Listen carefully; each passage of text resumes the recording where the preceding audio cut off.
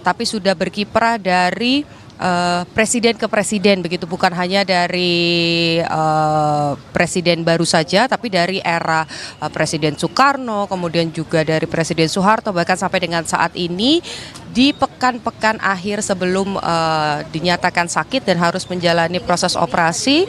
Mendiang ini masih terus berkarya, bahkan terakhir mengeluarkan album yang ditujukan untuk anak-anak Indonesia begitu, di mana salah satunya ini merupakan lagu medley yang di dalamnya ada lagu Indonesia Pusaka begitu. Jadi harapannya memang sepanjang karirnya Eyang Titi ini berharap agar anak-anak Indonesia khususnya bisa terus menjaga kebudayaan, mengenal bagaimana kemudian budaya Indonesia, kemudian juga terbiasa untuk melakukan hal-hal baik begitu ya. Salah satu lagunya kita ingat, apalagi anak-anak di era 90-an, lagu Menabung, yang tentu saja meskipun terdengar sangat sederhana, tapi ini mengajarkan agar anak-anak ini bisa menabung sejak dini. Kemudian juga lagu-lagu lain seperti Cinta Indonesia ataupun juga Aku Bangga Menjadi Anak Indonesia begitu. Ini juga menjadi satu pesan yang disampaikan lewat karya seni oleh Eyang Titi kepada generasi-generasi muda agar tidak lupa akan akarnya, yakni Indonesia. Tadi disampaikan untuk rencana pemakaman sendiri, Bremana dan juga saudara, ini rencananya akan disolatkan terlebih dahulu setelah sholat Jumat, atau tepatnya pada jam 1 siang ini nanti akan disolatkan di Masjid An-Nur yang ada di Perdatam atau di kawasan Pancoran Timur. Setelah disolatkan baru nanti bersama dengan keluarga dan juga kerabat akan iring-iringan mengantarkan langsung ke peristirahatan terakhirnya yang ada di Tanah Kusir. Bremana. Baik, terima kasih. Ini Putu Trisnanda langsung dari rumah duka Titi Puspa di Pancoran, Jakarta Selatan. Nanti kami akan kembali ke Anda untuk mengupdate informasi terkini dari sana. Dan saudara, ini masih adalah kondisi terkini ataupun visual terkini dari rumah duka Titi Puspa di kawasan Pancoran, Jakarta Selatan. Terlihat memang baru saja Presiden ke-6 RI Susilo Bambang Yudhoyono tiba dan saat ini tengah berbincang dengan pihak keluarga. Tentunya duka mendalam dirasakan seluruh masyarakat Indonesia, tidak hanya dari kalangan seniman, namun juga hingga mantan presiden juga turut merasakan duka yang sama.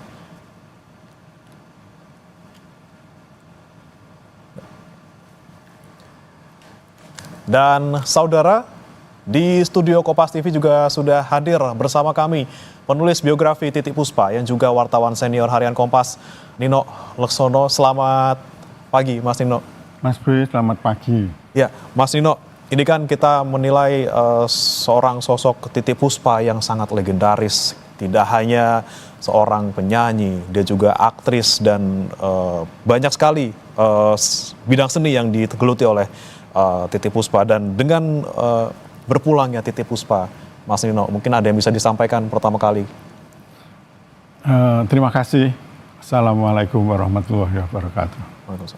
Saya pertama-tama ingin menyampaikan duka cita, bela sungkawa yang sangat mendalam atas berpulangnya Eyang Titi.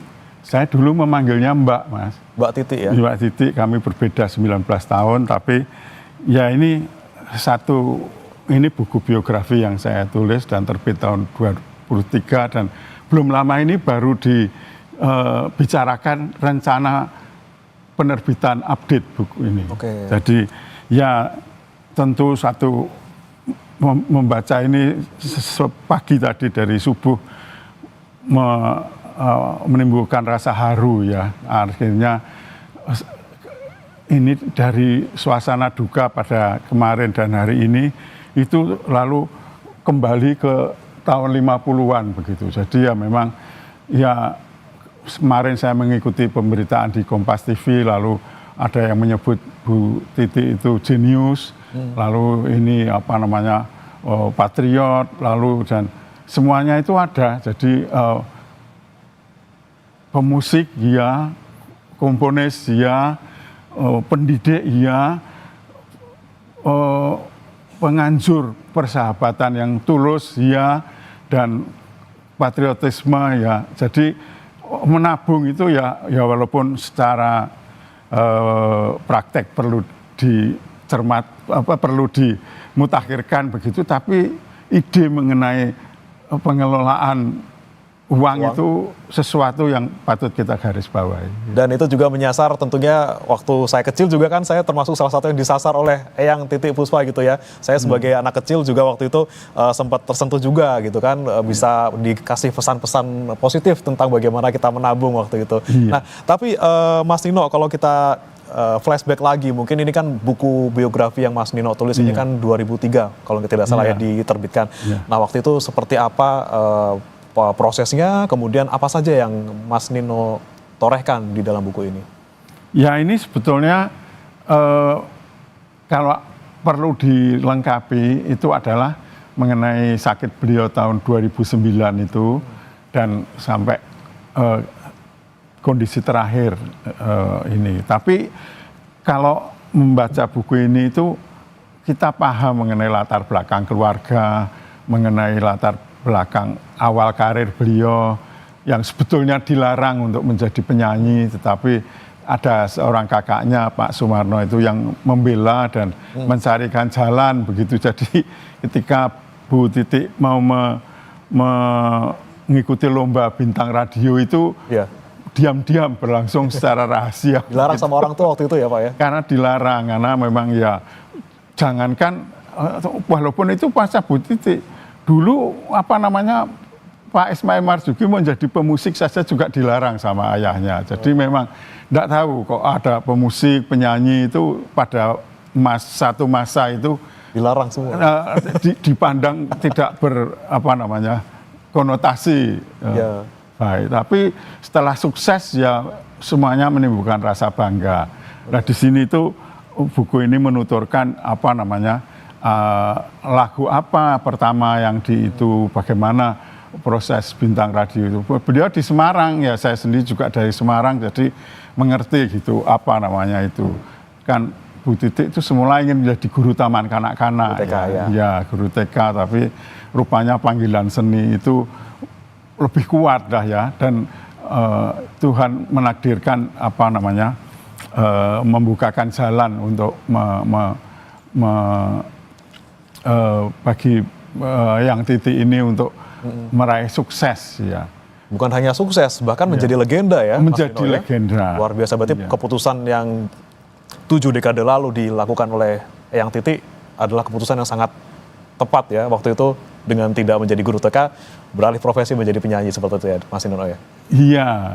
Iya memang banyak yang begitu ya. Jadi memang akhirnya beruntung bahwa ada tekad kuat dan memang bakat yang ternyata luar biasa, murni, sejati, dan seperti disampaikan pemusik semalam itu ya, Piyu itu menyebutnya memang ini jenius lah ya. Maestro itu tadi disebut maestro. Berarti berapa ratus lagu waktu itu Mas Nino yang Anda catat? Ya ini yang tertulis itu ya memang di sini beliau sendiri menyampaikan pada waktu itu ya 200-an, tapi yang lain menyebut 400. Tapi kemarin waktu beliau sakit di Singapura masih sempat menulis sekitar 60 lagu lagi. Jadi 60 lagi. Jadi agak sulit dihitung karena banyak yang bersifat jingle, ada yang senandung begitu. Mas Nino, kita tahan dulu Mas Nino nih, Pak SBY sedang menyampaikan sesuatu. Hadirin sekalian yang saya hormati, hari ini kita kehilangan putri bangsa, sosok yang jasanya luar biasa. Kita mengenal Ibu Titi Puspa sebagai seniman, budayawan, penyanyi, tokoh bangsa, dan juga maestro dalam dunia musik. banyak jasa almarhumah. Beliau menjadi duta kesenian dan kebudayaan, boleh dikatakan dalam segala zaman. Mulai dari era Presiden Soekarno, Presiden Soeharto, Presiden Habibie, Presiden Abdurrahman Wahid, Presiden Megawati Soekarno Putri, waktu saya mengemban amanah, masa Presiden Jokowi dan Presiden Prabowo Subianto. Kita sering mendengarkan keteduhan pesan-pesan melalui lagu-lagu yang dibawakan oleh almarhumah. Kalau kita simak baik-baik, almarhumah seolah berpesan dan mengajak kepada bangsanya, kepada negaranya, untuk rukun, mencintai kedamaian, kemudian juga mencintai alam semesta ciptaan Allah Subhanahu wa Ta'ala. Ini sebuah suri tauladan yang luar biasa. Saya kira bukan hanya di Indonesia, tapi juga di seluruh dunia diperlukan hadirnya pahlawan-pahlawan. Pahlawan bukan hanya di medan tempur ataupun pengertian pahlawan yang kita kenal, tapi siapapun bisa menjadi pahlawan dengan pengabdian, dengan kontribusi, dengan ajakan dan pesan-pesan moral yang disampaikan. Ibu Titi Puspa jelas memiliki persyaratan dan kategori sebagai sebuah pahlawan.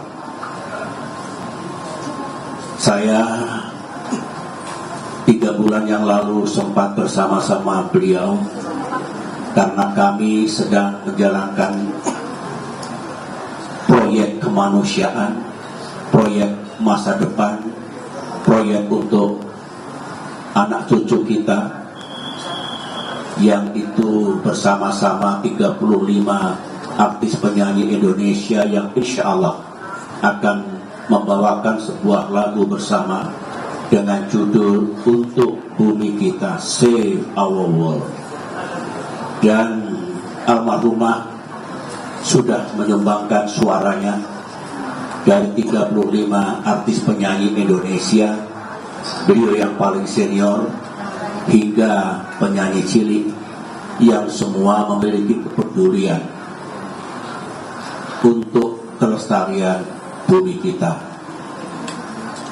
Kata-kata almarhumah yang direkam dalam lagu yang sedang digarap dan insya Allah bulan Mei atau Juni bisa dilepas untuk didengarkan oleh saudara-saudara kita masyarakat Indonesia maupun dunia, adalah raise your hand up and pray to the one that we pray. Sebetulnya mengajak kita semua untuk selalu menengadahkan tangan, memohon kepada Allah Subhanahu wa Ta'ala agar kita diberikan jalan yang baik untuk melanjutkan ibadah dan pengabdian kita.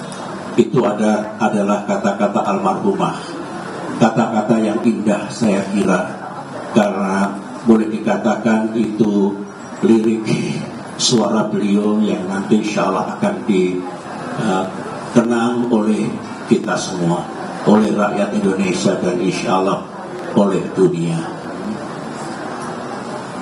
Kami dengan teman-teman artis penyanyi 3 bulan yang lalu pernah bersama-sama almarhumah ketika saya undang semua berbincang-bincang di Cikeas untuk menyamakan hati dan pikiran kita sebelum kita bernyanyi bersama dalam lagu yang kami beri judul tadi adalah Save Our World. Lagu itu adalah lagu ciptaan saya pada tahun 2010 ketika menghadiri Climate and Forestry Conference di Oslo, Norwegia.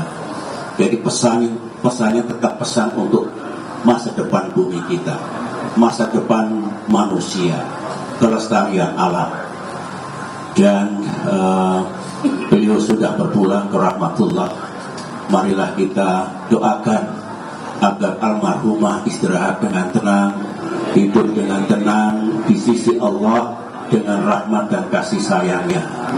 Semoga pula almarhumah mendapatkan jalan yang terang dengan izin Allah Subhanahu wa ta'ala. Dan keluarga yang ditinggalkan semoga diberikan ketabahan dan melanjutkan mewujudkan cita-cita almarhumah yang belum terwujud. Itulah yang dapat saya sampaikan. Sekali lagi pada keluarga, terimalah ucapan bela sungkawa dan duka kami yang mendalam. Saya yakin Allah akan menerima kembalinya sosok penting ini, pahlawan kebudayaan ini, dan itu adalah sesuatu yang insya Allah akan membahagiakan almarhumah di dunianya yang baru, juga kebahagiaan bagi keluarga dan kita semua. Sekian, Assalamualaikum warahmatullahi wabarakatuh. Mengucapkan terima kasih kepada Yang Mulia. Saudara, baru saja kita simak tadi pernyataan dari Presiden ke-6 RI Susilo Bambang Yudhoyono terkait dengan ucapan bela sungkawa dan juga kenangan-kenangan selama bekerja sama dengan almarhumah Titiek Puspa.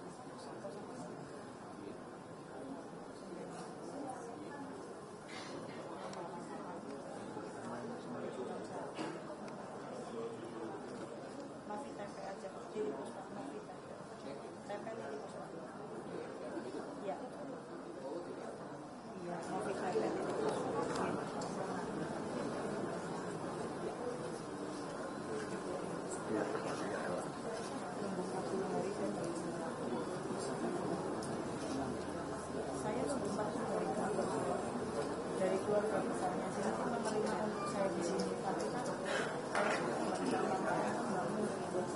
Kalau ini